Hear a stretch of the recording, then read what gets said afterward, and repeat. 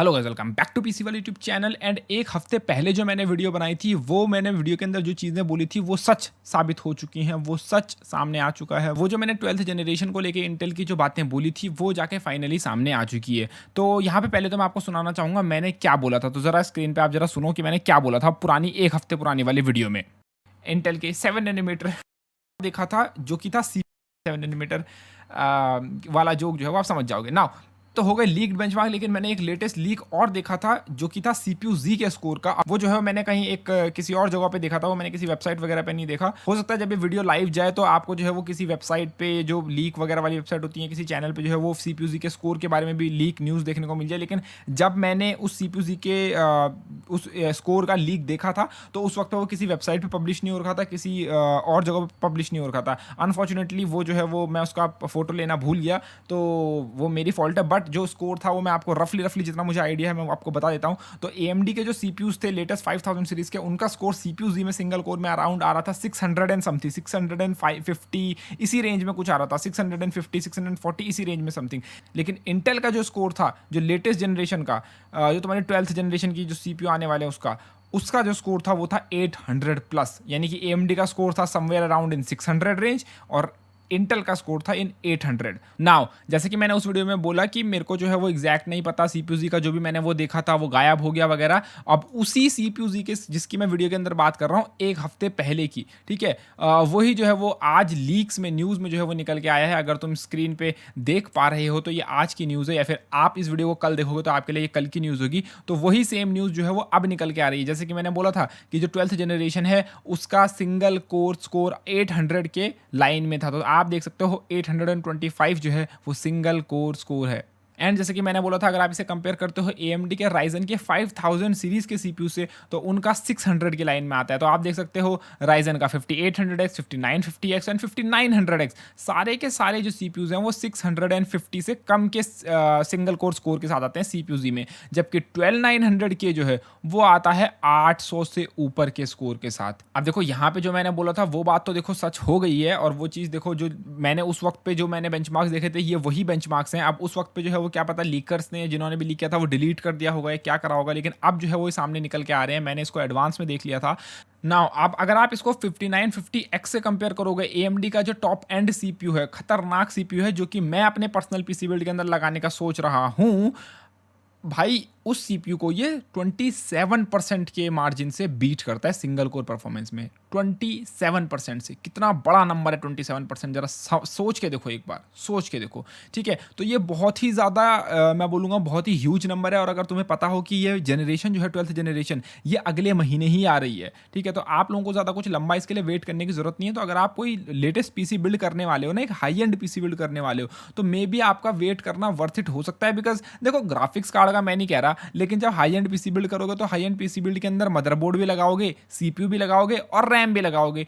ये जो नई 12th जनरेशन आ रही है, ये 12th जनरेशन भाई बजट सीपीयू से लेके हाई एंड सीपीयू तक इसके अंदर तुम्हें खतरनाक सीपीयू देखने को मिलने वाले हैं। तुम्हें आईपीसी इंक्रीज देखने को मिलने वाली है, तुम्हें सिंगल कोर परफॉर्मेंस इंक्रीज देखने को मिलने वाली है, तुम्हें कोर काउंट इसके अंदर इंक्रीज देखने को मिलने वाला है। तुम्हें इसके अंदर 16 कोर के सीपीयू मिलेंगे, तुम्हें इसके अंदर 10-10 कोर के i5s देखने को मिलेंगे। जी हाँ गाइस, i5 के अंदर 10 कोर देखने को मिलेंगे। एंड मान लो अभी आप एक Ryzen 5 5600X या 5600G पे बिल्ड कर रहे हो, और कल के दिन इंटेल जो है वो अगले महीने निकाल देता है एक 10 कोर का i5, ठीक है, 10 कोर का i5। जरा गाइस इमेजिन करके देखो, 10 कोर का i5 और आप एक 6 कोर का सीपीयू लेके बैठे हो। तो मैं बोलता हूं कि एक बार वेट करना मेरे ख्याल से शायद आपके लिए वर्थ इट हो सकता है। और क्योंकि ये DDR5 रैम के साथ आएगा, तो भाई आप लोग अगर कोई एक 3090 वाला पीसी बिल्ड कर रहा है, 3080 3070 कोई भी पीसी बिल्ड कर रहा है, आप एक Ryzen 7 i7 किसी भी बिल्ड कर रहे हो, आपका एक हाई एंड पीसी बिल्ड है। और अगर आप एक महीना रुक के DDR5 जैसे नए प्लेटफॉर्म पे मूव कर सकते हो, तो आप DDR4 पे क्यों रहना चाहोगे। DDR5 आ जाएगी, बेंचमार्क्स देखना, न्यू चीज़ें देखना कि क्या मार्केट में आ रहा है, क्या DDR4 की चीज़ें हैं, क्या DDR5 पे आपको फ़र्क देखने को मिलने वाला है, तो आप एक नए प्लेटफॉर्म पे मूव कर पाओगे। एंड इंटेल के बेंचमार्क जितने अच्छे हमको अभी ऑन पेपर लग रहे हैं, अगर ये उसी हिसाब से उतने ही पावरफुल निकलते हैं, तो गाइस इंटेल जो है वो अपने गेम में वापस आ जाएगा। इंटेल का जो डोमिनेटिंग जो पोजीशन थी ना, जो किंग वाला जो क्राउन था, वो इंटेल को वापस मिल जाएगा। AMD को फिर से ट्राई हार्ड करना पड़ेगा और अपनी जो है वो Zen 3D जो भी वो निकालने वाले थे वो जल्दी से जल्दी निकालना पड़ेगा, बिकॉज इंटेल वरना फिर से एक गेमिंग किंग बन जाएगा। और ना केवल गेमिंग किंग बल्कि इस बार तो पहले तो हम ये बोलते थे कि गेमिंग में इंटेल ले लो, प्रोडक्टिविटी में एएमडी ले लो, लेकिन अब ये भी नहीं रहेगा। अब क्योंकि इंटेल भी जो है वो 16 कोर, 10 कोर, 12 कोर जैसे सीपीयू कॉन्फ़िगरेशन प्रोवाइड कर रहा है, आपको जो है वो प्रोडक्टिविटी में भी इंटेल की डोमिनेशन देखने को मिलेगी। एंड ये जो भी मैं चीज़ें तुम्हें बता रहा हूँ ना, ये एक्सपेक्टेड किया जा रहा है कि तुम्हें सेम प्राइस पे देखने को मिलेगा।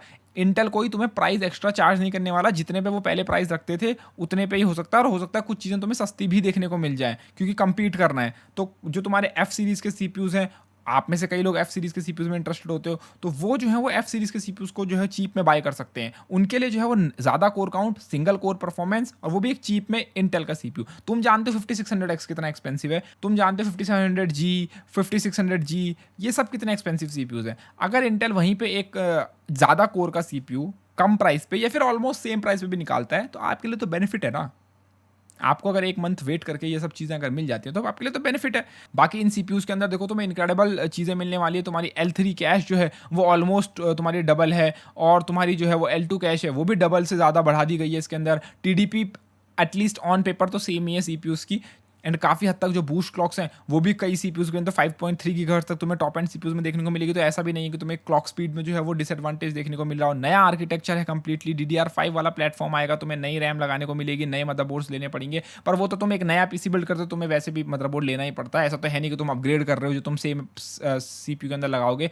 बाकी पूरा कंप्लीट नया सॉकेट है। सीपीयू का साइज तुमने देख ही लिया, काफ़ी लंबा सा बड़ा सा रेक्टेंगल टाइप का है। इंटेल के जो सीपीयू टिपिकली स्क्वायर शेप के होते थे वो जो है तुम्हें अब एक रेक्टेंगल टाइप के देखने को मिलेंगे। मे बी एक बड़ी IHS है, एक बड़ा सीपीयू इंटेल की जो है वो कूलिंग में हेल्प करे, maybe, who knows, but ये है। और बाकी मुझे लगता है तुमको ये इन्फॉर्मेशन पसंद आएगी। अगर तो प्लीज़ बिग बिलियन डे और अमेजॉन की ग्रेट इंडियन सेल आ रही है, डिस्क्रिप्शन में अमेजॉन के लिंक से जो है वो कुछ भी शॉपिंग करोगे उस चैनल को सपोर्ट मिलेगा। धन्यवाद, बाय, टेक केयर गाइस।